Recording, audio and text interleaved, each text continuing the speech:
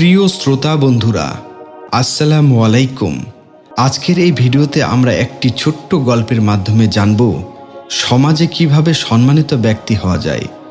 গল্পটি আপনাদের জন্য একটি মূল্যবান ইসলামিক শিক্ষা নিয়ে আসবে ইনশাআল্লাহ। এক ছিল ছোট্ট একটি গ্রাম। সেই গ্রামে বসবাস করত আলী নামের একটি ছোট্ট ছেলে। আলীর পরিবার খুব সাধারণ ছিল, কিন্তু তাদের আচার আচরণ ছিল অসাধারণ।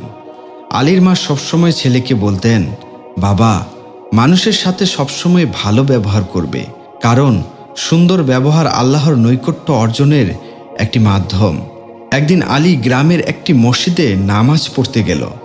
নামাজ শেষে মসজিদের বাইরে এসে দেখল একজন বৃদ্ধ লোক পানি খুঁজছেন, কিন্তু আশেপাশে কোথাও পানির ব্যবস্থা নেই। আলী তাড়াতাড়ি মসজিদের ভিতরে গিয়ে একটি পানির বোতল নিয়ে আসলো এবং সে বৃদ্ধকে পানি দিল। বৃদ্ধ লোকটি অনেক খুশি হয়ে আলীকে দোয়া করলেন। তারপর একদিন আলী স্কুলে যাচ্ছিল। পথে সে দেখল একজন বয়স্ক মহিলা ভারী বোঝা নিয়ে হেঁটে যাচ্ছে। আলী দৌড়ে গিয়ে সেই মহিলার বোঝা তুলে নিয়ে তাকে সাহায্য করল।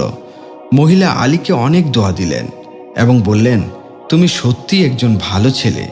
তোমার বাবা মা অবশ্যই অনেক ভালো, হয়তোবা আল্লাহ তাআলা তোমাদের মঙ্গল করুক। এভাবে আলী সবসময় মানুষের সাহায্য করত এবং সুন্দর ব্যবহারের মাধ্যমে সবার ভালোবাসা অর্জন করত। একদিন গ্রামে একটি গুরুত্বপূর্ণ মজলিস হলো।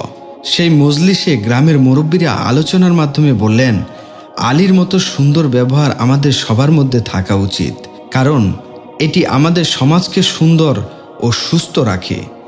আলীর গল্পটি আমাদেরকে শেখায়, সুন্দর ব্যবহার শুধু আমাদের নিজেদের জন্য নয়, বরং পুরো সমাজের জন্য উপকারী। ইসলাম আমাদের সবসময় সত্যবাদী, সদয় ও সহমর্মী হতে শেখায়।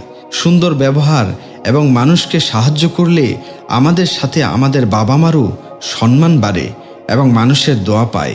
ইসলামে সুন্দর ব্যবহার শুধু আল্লাহর নৈকট্য লাভের উপায় নয়, বরং এটি আমাদের দৈনন্দিন জীবনের প্রতিটি ক্ষেত্রে প্রয়োগ করতে হবে।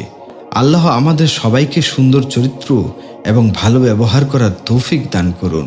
প্রিয় দর্শক, আশা করি এই গল্পটি আপনাদের উপকারে হয়েছে। আমাদের ভিডিওটি ভালো লাগলে চ্যানেলটি সাবস্ক্রাইব করবেন এবং নোটিফিকেশনের বেল আইকনটি প্রেস করতে ভুলবেন না।